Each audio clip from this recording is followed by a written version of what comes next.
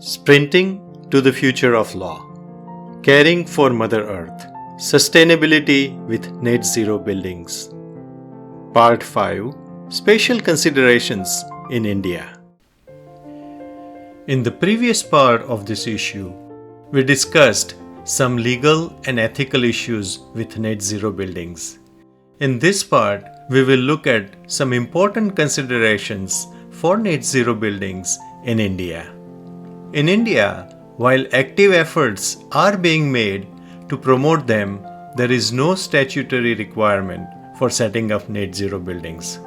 However, the Ministry of Housing and Urban Affairs is working on making net zero waste mandatory for upcoming housing societies and commercial complexes.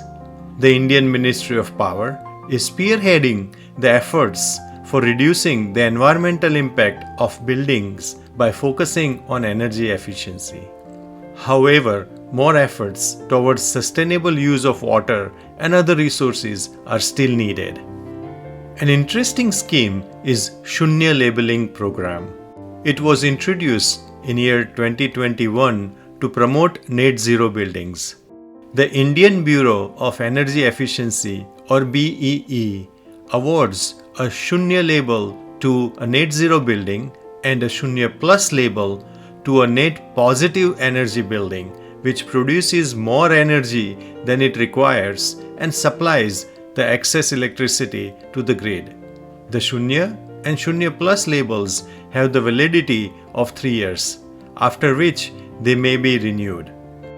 For commercial buildings, the Indian Bureau of Energy Efficiency BEE launched the Energy Conservation Building Code ECBC to promote energy efficiency in the commercial building sector, as we discussed in part 2 of this issue. To aid the enforcement of ECBC, the Ministry of Power released the Energy Conservation Building Code Rules 2018 ECBC rules under the ECA in February 2018. For residential buildings, the Eco-Niwas Samhita scheme was developed for improving energy efficiency for residential buildings.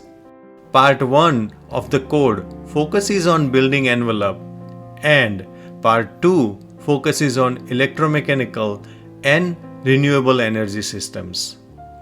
The BEE has introduced the energy efficiency label for residential buildings with the objective of promoting energy efficiency and facilitating the implementation of the Eco-Niwas Samhita.